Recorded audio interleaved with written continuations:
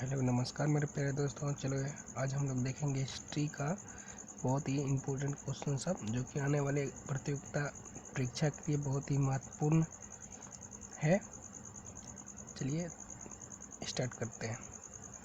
हम इससे पहले 93 तक के जो वीडियो है वो अपलोड कर दिए हैं। अगर ये आप वो नहीं देखे हैं तो पहले वो जा कर के देखिए, ठीक है। चलिए स्टार्ट करते हैं। गांधी जी ने असहयोग आंदोलन कब स्थगित किया?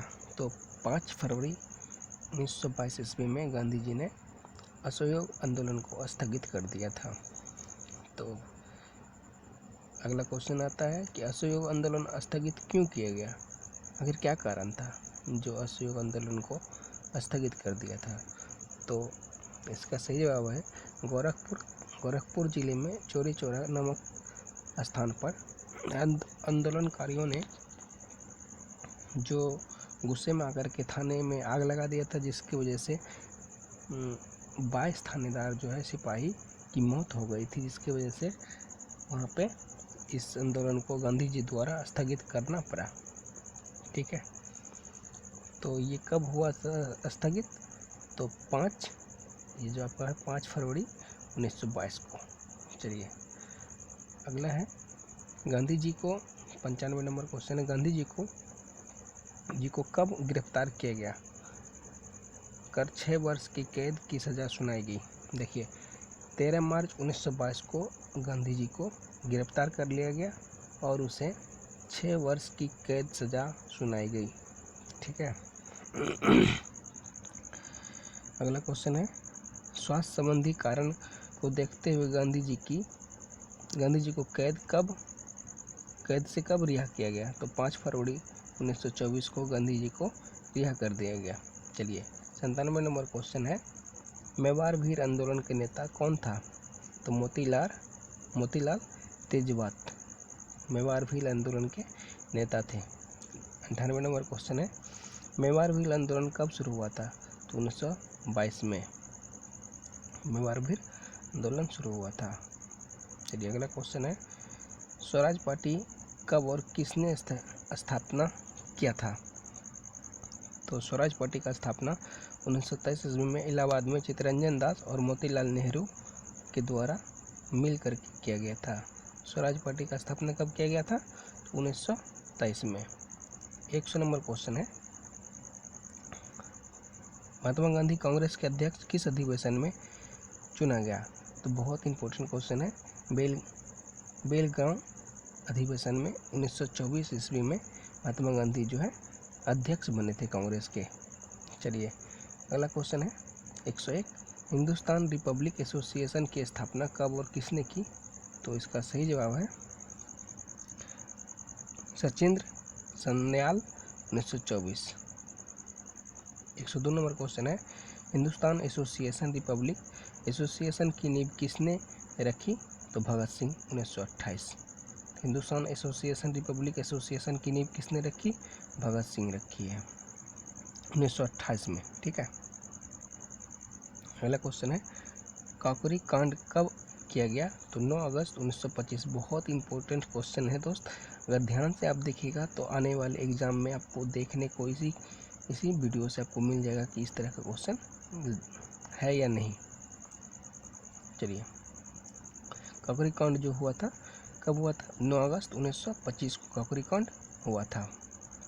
काकोरी कांड होने का क्या कारण था, कैसे हुआ था? तो इसके लिए जो है इसका जवाब रेलगाड़ी सरकारी कारखाना को लूट लिया गया था, ठीक है। इसमें बहुत को फांसी और बहुत को कारागार भी मिला था, जिसमें से वो देखिए क्या हुआ था कि जब आज़ादी के समय ऐसा आदमी को ज़रूरत पड़ा कि सामान का पैसा का, हाँ, तो आंदोलनकारी ने उसे पैसा नहीं पूरा और गोली बंदूक बहुत खरीदना था, उनको बहुत ज़रूरत था, वो सबको कुछ नहीं मिला, तो वो प्लान बना करके जो सरकारी आने वाला खजाना था ब्रिटिश का सरकार में इंडिया में, तो वो सारे को सरकारी खजाना को लूट लिया गया, ठीक है। अगला क्वेश्चन है आपका, इसमें जो है इसका जो हम पूरा नहीं पढ़े, तो रेलगाड़ी सरकारी कारखाना सहारनपुर से लखनऊ की ओर जा रहे थे सरकारी माल की गाड़ी, और ये जो है 9 अगस्त 1925 को काकोरी कांड नामक स्टेशन पे है ना, काकोरी नामक स्टेशन पर लूट लिया गया, इसीलिए इसे काकोरी कांड के नाम से जाना जाता है। तो ये लूटा गया था जिस स्टेशन पे, वो काकोरी नामक स्टेशन था, और कब लूटा गया था, तो 9 अगस्त 1925 को। चलिए अगला है 105 नंबर क्वेश्चन, सरकारी कारखाना लूटने का विचार किसका था, तो राम प्रसाद बिस्मिल का सरकारी खजाना लूटने का जो है विचार था। चलिए अगला क्वेश्चन है काकोरी कांड में शामिल क्रांतिकारियों को ब्रिटिश सरकार ने कब फांसी दी, तो दिसंबर 1927 ईस्वी में राम प्रसाद बिस्मिल, राजेंद्र लाहिड़ी, देश के लिए शान की बात है। चलिए अगला क्वेश्चन है 109 में, पहला भारतीय क्रांतिकारी मुसलमान कौन था जो देश की स्वतंत्रता के लिए फांसी पर लटक गया, तो अशफाक उल्लाह खां जो था, ये पहला भारतीय मुसलमान था जो कि देश की स्वतंत्रता के लिए फांसी पर लटक गया, अशफाक उल्लाह खां, याद रखिए नाम बहुत अच्छा क्वेश्चन है। स्त्रियों ने स्वयं के अधिकार के लिए आंदोलन करने के उद्देश्य से किस संस्था की स्थापना की, तो अखिल भारतीय संस्था जो है महिला संघ 1926 ईस्वी में अपना अधिकार को मांगने के लिए इस संस्था का स्थापना किया। चलिए अगला क्वेश्चन है, व्हाइट मैन कमीशन किसे कहा जाता है, तो white man commission, Simon commission को व्हाइट मैन कमीशन कहा जाता है। साइमन कमीशन भारत कब आया था, तो 3 फरवरी 1928 को साइमन कमीशन भारत आया था। चलिए अगला क्वेश्चन 113 नंबर का है, लाला लाजपत राय की मृत्यु कैसे हुई, तो लाला लाजपत राय की मृत्यु जो है 30 अक्टूबर 1928 को लाहौर में साइमन कमीशन के विरोध में प्रदर्शन करते हुए पुलिस की लाठी से लाला लाजपत राय घायल हो गए और बाद में उनकी मृत्यु हो जाती है। तो लाला लाजपत राय की मृत्यु कब हुई, तो इसको 30 अक्टूबर 1928 याद रखिए, ठीक है। चलिए अगला क्वेश्चन है, साइमन कमीशन को 114 नंबर क्वेश्चन, साइमन कमीशन को विरोध नहीं करने वाले कौन से दल थे, तो साइमन कमीशन को विरोध नहीं करता था वो कौन ऐसा दल था जो साइमन कमीशन का विरोध नहीं करते थे, तो वो थे जस्टिस पार्टी और पंजाब यूनिवर्सिटी पार्टी। ये जो 2 पार्टी थे वो जो साइमन कमीशन का विरोध नहीं करते थे, क्योंकि इसको कुछ पद मिल गया था, ठीक है। 115 नंबर क्वेश्चन है, भगत सिंह के नेतृत्व में पंजाब क्रांतिकारियों के किस आंदोलन को गोली मार दी,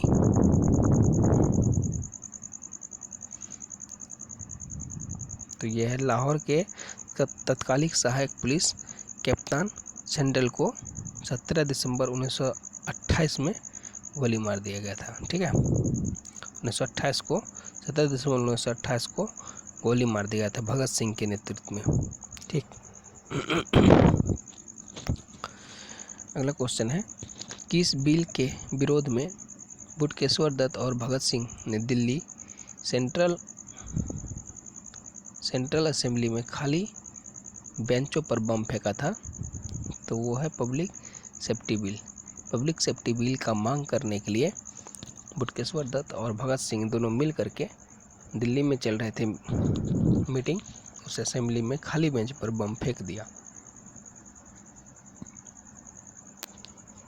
चलिए अगला क्वेश्चन है 117 नंबर, किस अधिवेशन में कांग्रेस ने पूर्ण स्वराज को अपना लक्ष्य घोषित किया, तो लाहौर अधिवेशन 1929। 118 नंबर है, किसकी अध्यक्षता में कांग्रेस ने लाहौर अधिवेशन में पूर्ण स्वराज को अपना लक्ष्य घोषित किया, तो जवाहरलाल नेहरू की अध्यक्षता में जो पूर्ण स्वराज की लक्ष्य को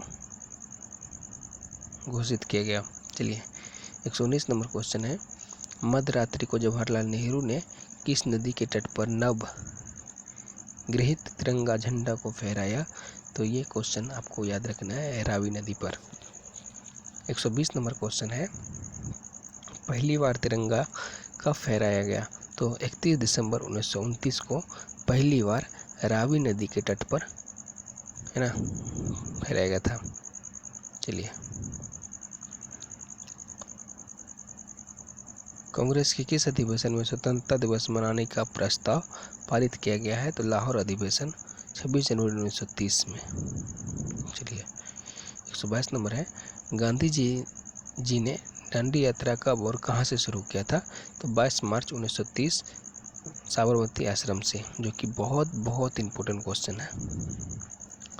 127 नंबर क्वेश्चन है, दांडी यात्रा क्यों शुरू की गई थी? तो नमक कानून के खिलाफ दांडी यात्रा गांधी जी ने 22 मार्च 1930 को साबरमती आश्रम से शुरू किया था।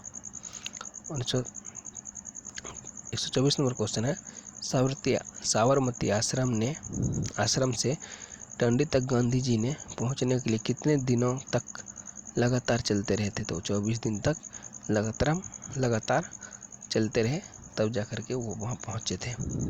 चलिए, सुभाष चंद्र बोस ने गांधी जी के नमक सत्याग्रह की तुलना किससे की थी? किस यात्रा से किया था? तो वो नेपोलियन की एल्वा से पेरिस की यात्रा से सुभाष चंद्र बोस ने इसकी तुलना की थी। चलिए, किस समझौते के बाद गांधी जी ने सविनय अवज्ञा आंदोलन खत्म कर दिया था? तो गांधी जी ने इरविन पैक्ट जो है 8 मार्च 1931 इरविन समझौता के नाम से जो जाना जाता है, इसी के समझौता पर गांधी जी ने सविनय अवज्ञा आंदोलन को समाप्त कर दिया था। 27 नंबर क्वेश्चन है, गांधी इरविन समझौता को और किस नाम से जाना जाता है? दिल्ली समझौता के नाम से भी गांधी इरविन समझौता को जाना जाता है। अगला क्वेश्चन है, किस गोलमेज सम्मेलन में गांधी जी ने कांग्रेस के प्रतिनिधित्व के रूप में भाग लिया था?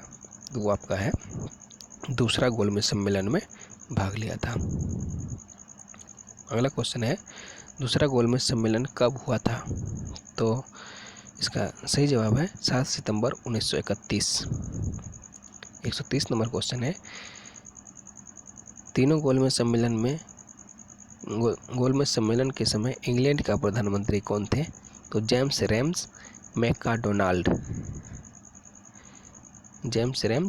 रेम्जे मैकडोनाल्ड जो है तीनों गोलमेज में प्रधानमंत्री थे इंग्लैंड के।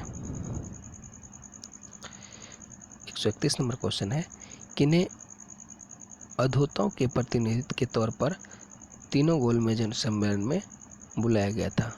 तो भीमराव अम्बेडकर को आप बुलाया गया था। तो आप सीधा याद रखिए, तीनों गोलमेज सम्मेलन में भाग लेने वाला एकमात्र भारतीय है वो भीमराव अम्बेडकर। ठीक है।